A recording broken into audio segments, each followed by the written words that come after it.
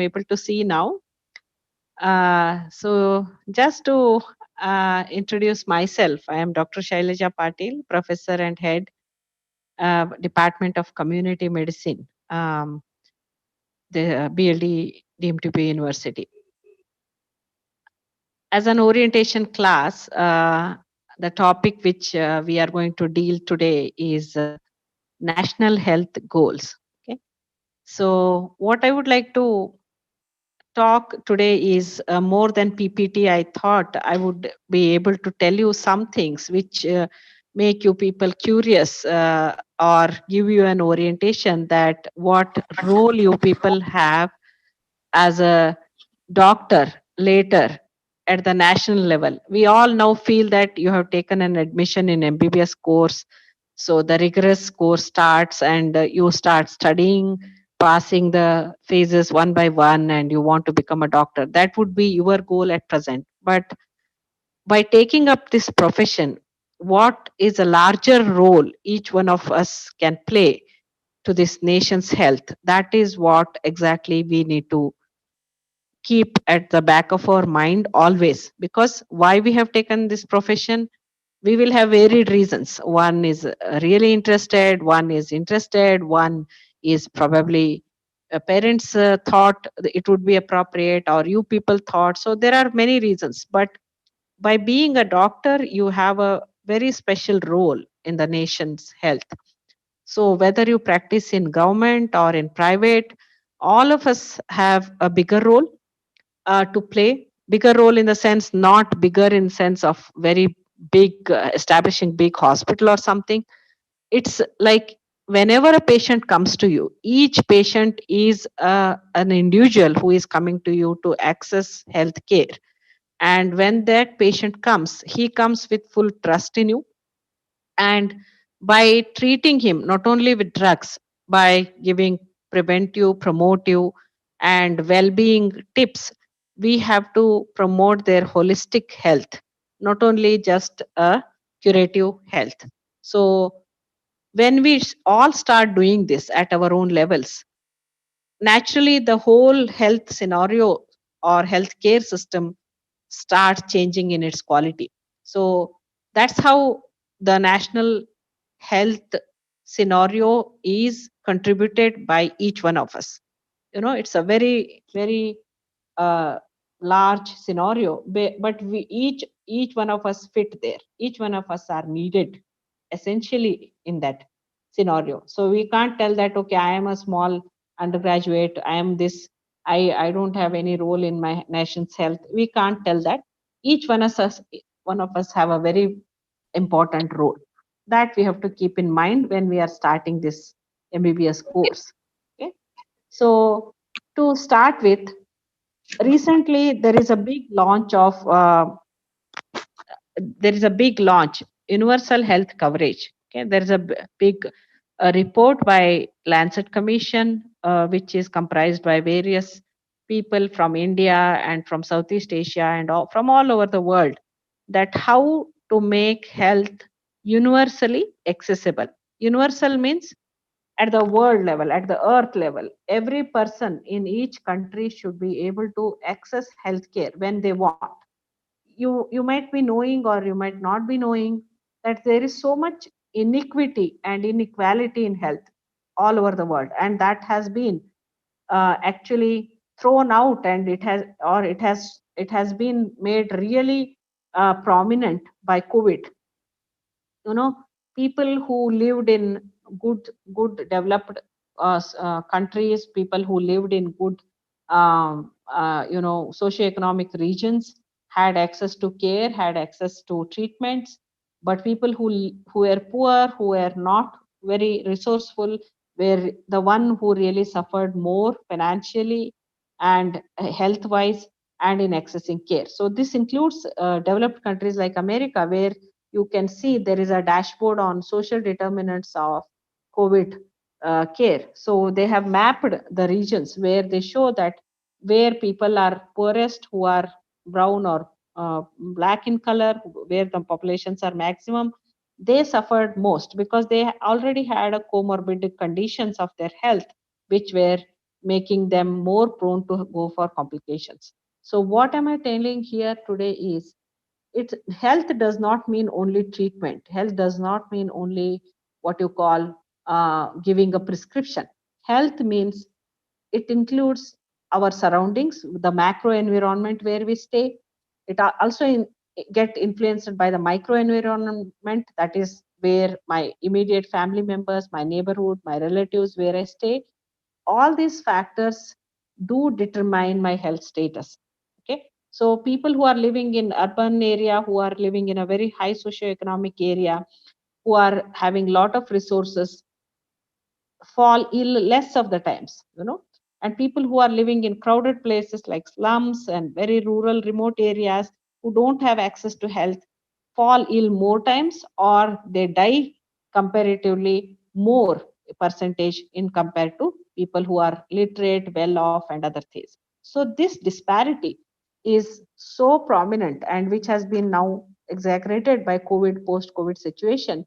We people are thinking that we have to have a very equitable, or equitable means a fairness or justice to all the people in the world. You cannot tell health is a basic human right.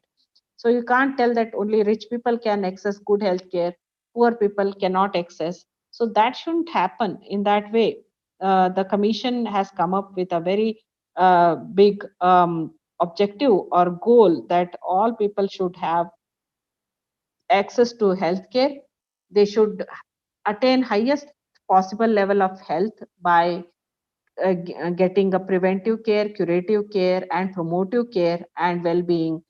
And universal access means a good quality care is available to all type of people. It's not that poor people only should go to government because they don't have money, and government services are poor in nature, the quality is not good, the drugs are not good. That shouldn't happen. We have to achieve this national health goal with increase in the quality of government health care, but also not telling that private healthcare is not important. Private healthcare are big partners or big game changers in our country, especially because 70% of the population accesses the private healthcare. So what we can do is, we have to coordinate or integrate the national health goals with the private health sector, and to attain those goals which we are thinking to do. So, what are the core principles behind these national health goals? So, professionalism, integrity, and ethics. So, these are one of the core principles of when we are practicing as health professional.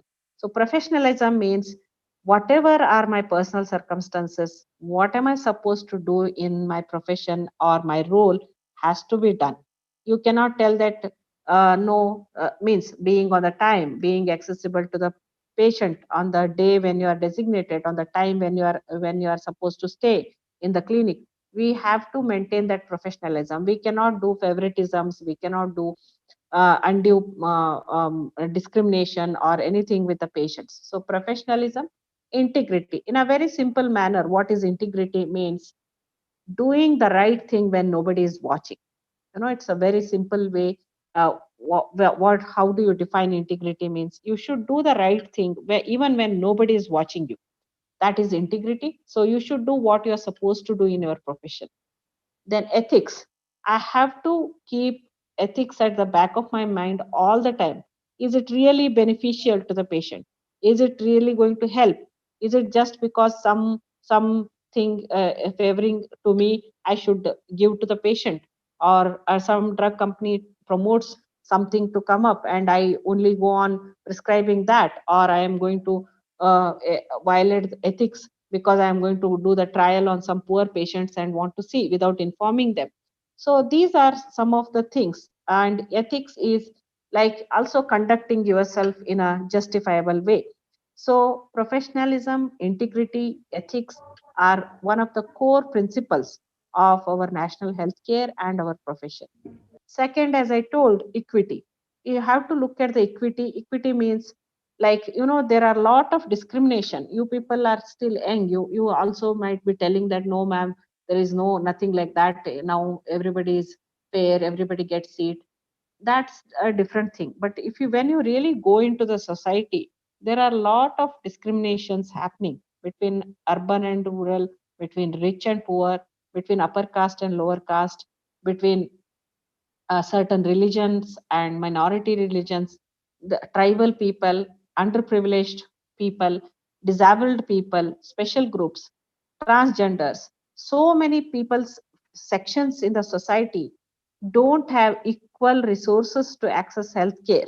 They suffer a very indirect way. So the national health goals basically is planning to give, or the is not only planning, sorry, the national health goal is to make the health services equally available with fairness and justice to all these groups. There should not be discrimination when we are providing the healthcare services to different groups of the country. Then affordability. Affordability is, nowadays most of you people have seen the urban corporate sectors are so hugely costly that some services people cannot just afford it. So it shouldn't be like that.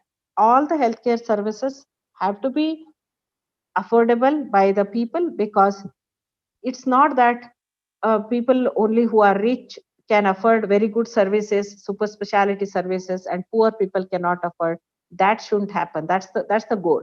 So you should provide lot of super specialty services to poor people also. In this regard, government is building super specialty setups in most of the government hospitals nowadays. They have hired super specialists also. So all the specialist care and super specialist care is available at an affordable cost to all the people of the country. This holds good even at the world level, which they are trying to do now. And universality, as I told, universality means not geographical universality. Yes, geographically, all the nations, all the people, all the states should have access to healthcare. It is also the social universality, economic universality. Means all type of social groups or social regions or economic background people should be affordable. They can access healthcare. Then accountability. That's very important. You have certain goals, national health goals to be achieved. You are accountable for it. If you are not participating in them, then you are made accountable. Like for example, you start practicing tomorrow as at your own clinics, and government, one of the examples I can tell you people is TB program. Now RNTCP program is running, revised national tuberculosis program, where people are supposed to notify the people who are TB positive, even if they are coming to a private healthcare setup. So the program needs it, but most of the practitioners do not notify. In their hustle and bustle, in their busy schedules, they think, okay, that's a burden to me. Again, notification, filling the forms, who has to do this? I don't have manpower. So many things are there. But if we don't notify, then the benefits which are given to the patient cannot be made accessible, because government will not come to know that which TB patient is there or not. Once the TB patient is notified, the patient is given a full package of free treatment of a very high quality. Drugs are available which are given free to the patient. And if a patient is really poor but he has come to you to show, you can always direct them to the such treatment facilities at the government. Okay, if you don't want to take the government facility, at least notify, so that government knows that when the patient gets cured, he is cured or not, she is cured or not. So one of the example is like this. Like this, many programs require the doctors to notify the diseases and tell the government or public health system that whether so many are sick, so many are suffering from so many diseases, so many have died or so many have recovered. This data is very crucial, because otherwise how will we come to know that what is bothering in our country, which diseases are more or not. Only if 70% of the population is going to private practitioners, and private practitioners don't become accountable to these things, we lose lot of figures. Real burden is missed in terms of mortality, morbidity, and cure rates. So it's very important to be accountable for the national health goals. Each one has have a role in this, and we have to abide by these things. Then inclusive partnerships. Inclusive partnership means, like, all the sectors are different, but they are necessary. For example, I want to give you a very small example. At village level, a doctor, has to give equal importance to the water and sanitation committee, which is run by engineering, public health engineering department and Panchayat Raj. Why? Because if the people of the village have to be really in good health, they need a safe drinking water. They need some sanitation facilities. If there is an outbreak of cholera or any diseases, immediately the water sanitation sector has to come into play. They have to provide safe water. They have to chlorinate water. So you need help of different sectors to function. So even this is at the village level. Same holds good at district level. Same holds good at state level. Same holds good at central level.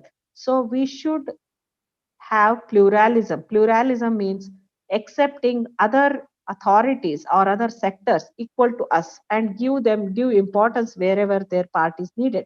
So uh, tomorrow, when we start functioning as an independent health personnel at primary care level or government level, we have to include other sectors which are related to health. So one of the examples which I gave you. Then coming to decentralization. So government thought that only by giving targets from above from Delhi did not help. They told, okay, this much of percentage of people have to be cured by TB. They told, they gave several goals, but that many times cannot happen just by telling from above. So what they did is they tried to collect what is the exact problem at the grassroots level, and they built up the need. They did a need assessment, so they do the need assessment and define the goals. So what should be the feasible goal to attain cure rates in TB? What should be the feasible rates to bring down the infant mortality rate or maternal mortality rate by 2025, 2030? We have several goals. Why goals are needed?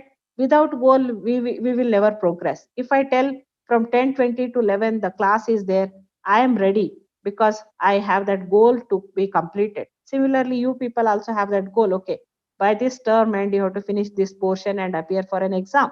So like that, nation's health also has lot of goals. We need, the policies are different. Policies are very desirable things, but to attain policies, we need health goals. To attain health goals, we need programs.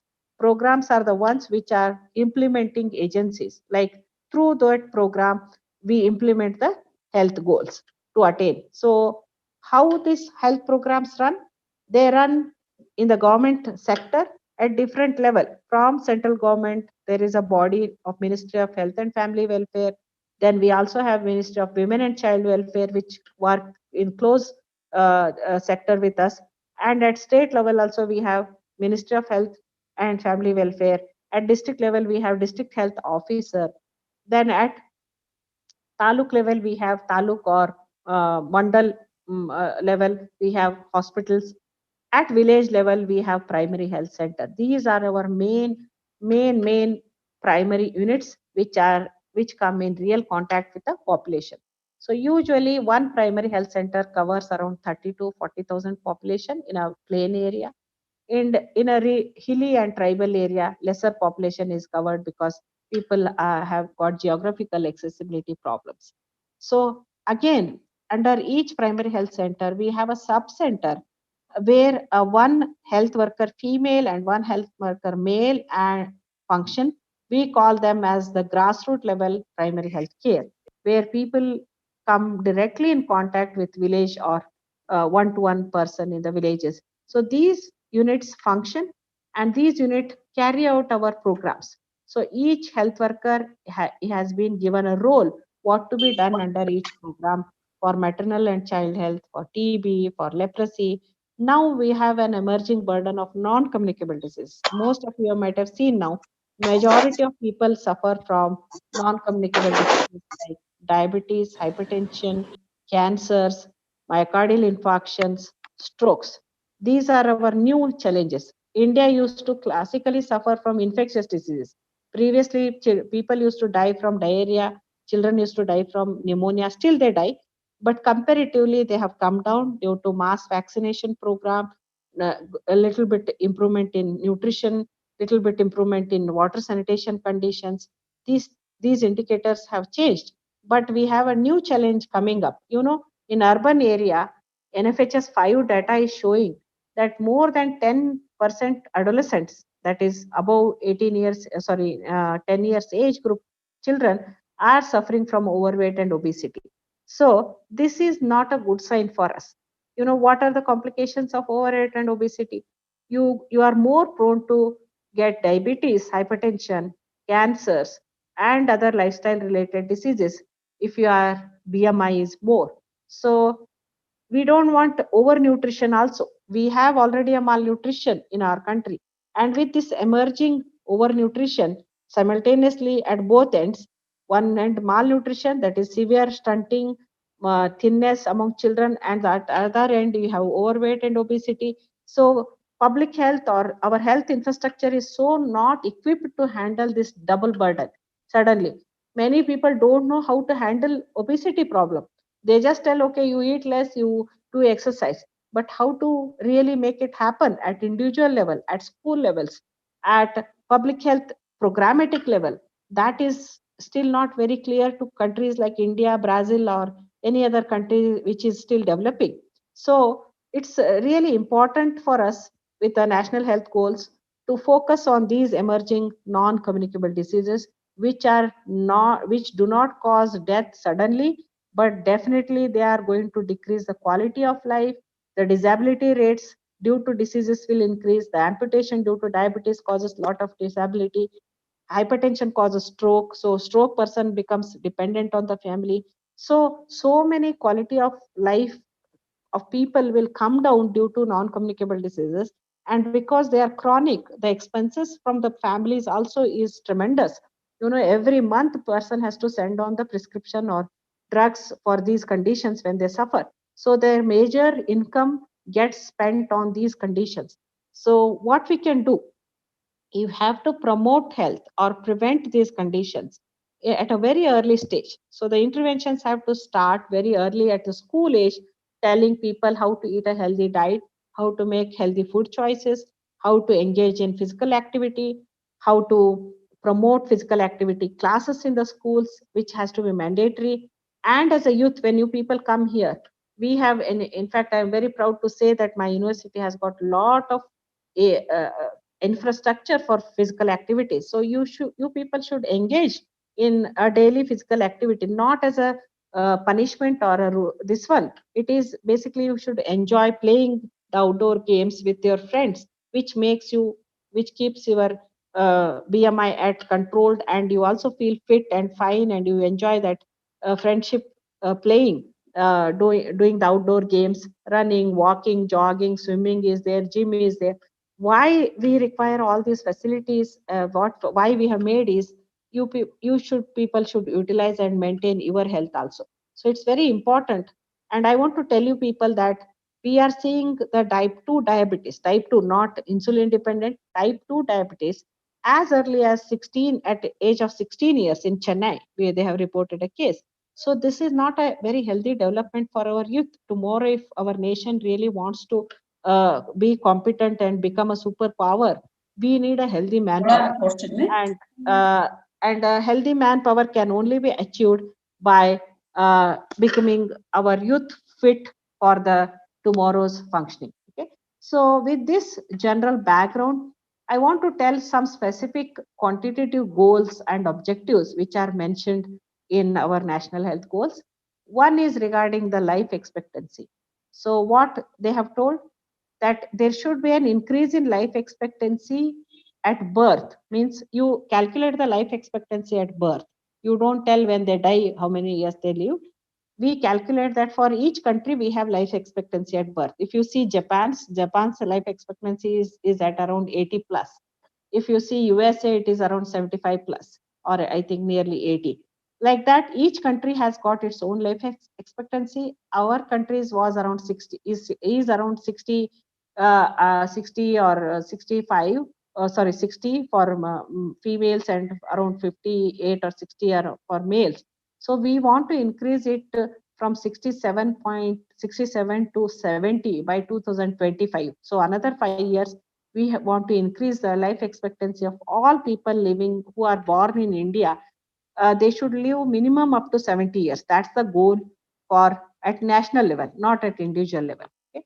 So similarly, we also want to expand, establish regular tracking of disability rates, adjusted life years, and diminish these disability adjusted life years for all the diseases in our country. As I mentioned already to you people, that so many non-communicable diseases are coming, which are going to make us disabled, not disabled in the sense of handicap, disabled not to work to the core level what we are supposed to work. Our quality of life gets affected. So those disability rates have to come down by 2022. And there should be a reduction of total fertility rate. You know, India is one of the most populous country, almost top now. I think China we are going to surpass in 2022. So we are going to become the most populous country in the world. So we have to control our population because our resources cannot go on expanding. The land resources, the water resources, the forest resources cannot expand beyond the limit. We have a geographical limitation, and over that already our neighbors are even going to snatch parts of our geography. Nowadays we are seeing that. So to really get good production out of our resources, we should control our fertility rates. Total fertility rates has to come down from 2.1. At present, total fertility is 2.1. It should come down to uh, around 2 or less than 2 by year 2025. So these are some goals which are related to health status, life expectancy and healthy life. The other goals are related to mortality by age and cause, reducing under 5 mortality by to 23. Presently, I think it is around 25 or 26. It has to reduce that under 5 children mortality means children dying every year below the 5 years of age due to very common preventable diseases like pneumonia, diarrhea, vaccine preventable diseases. So these deaths, the many children who don't see their fifth birthday die because of very simple reason like diarrhea. So we have to reduce such type of deaths to less than 23 by 2025. And maternal mortality, women who die during pregnancy, during delivery, or just after delivery due to various complications, has to be reduced to 100 by 2020. It is that is per lakh it is calculated. So presently we have to bring it to less than 1 per lakh live births. Then reduce infant mortality by to 28 by 2019, which is already, I think we have surpassed this goal. We have to achieve it. Then reduce neonatal mortality to 16. Neonatal means children dying within 28 days. It has to be reduced to 16. Stillbirth rate to single digit by 2025. These are indicators or goals for mother and child. Then reduction of disease prevention incidence, HIV, AIDS, malaria, then pneumonia. Those are also there, which you people can later refer in the book and read. And health system performance, we should, again, as I told, keeping the core principles of our health system: equitable distribution, pluralism, decentralization, affordability, dynamism, adaptiveness, universality, equity, ethics, integrity. Keeping these core principles, we have to expand our health system to reach out to all people. And we also have to have some insurance or health coverage, which government has started, be my insurance agency, to all the people, especially people who are below poverty line. And for them, the health insurance system has been launched by our prime minister. So they can, they can, by paying a very minimum amount, they can afford care at a specialist center, and government is going to reimburse those costs. So these are very broad goals, broad plans, and how health system is dependent on many factors, not just doctors or nurses. It depends on the social factors, it depends on the economic factors, it depends on the fertility patterns of the population, it depends on the resources we have and the principles we observe. This is what I wanted to tell today, so that you people have a bigger picture at your head and feel proud that you people are going to be a part of such system later. And even as a student, you have a role to prevent diseases, promote your own health and well-being and your family's well-being, so that you become ambassadors of these things and play a part at your own level. So I stop here. It's still 5 minutes. And if you have any general questions you want to ask, you can ask. So I stop here, and I really thank you all for your attention.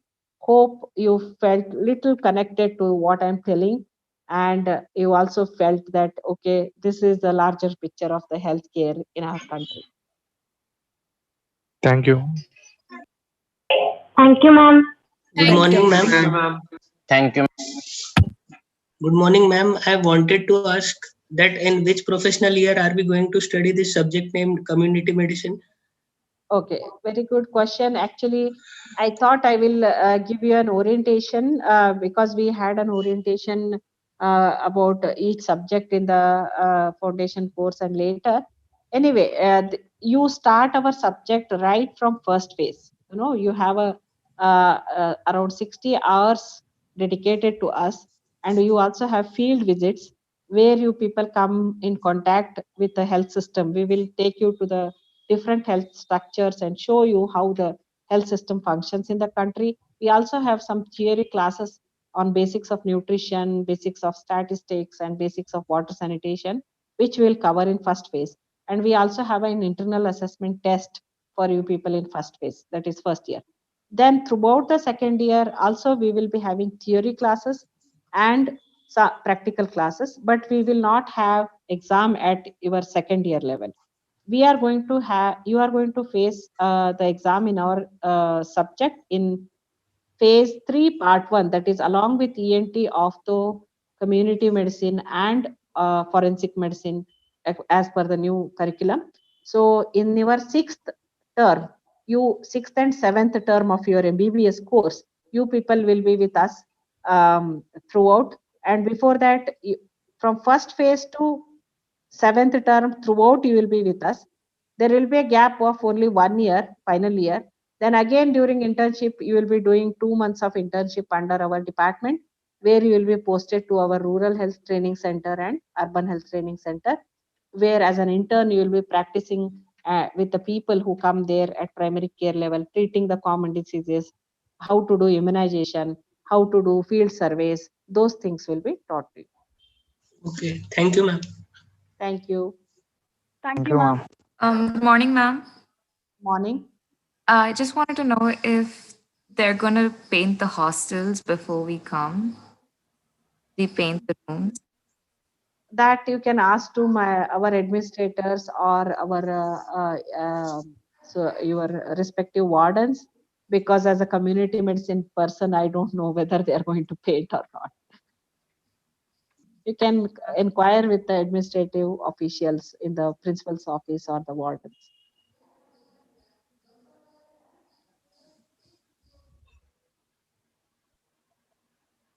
Any other questions related to the subject? Good morning, ma'am. Yes. Ma'am, PSM comes under community medicine, right?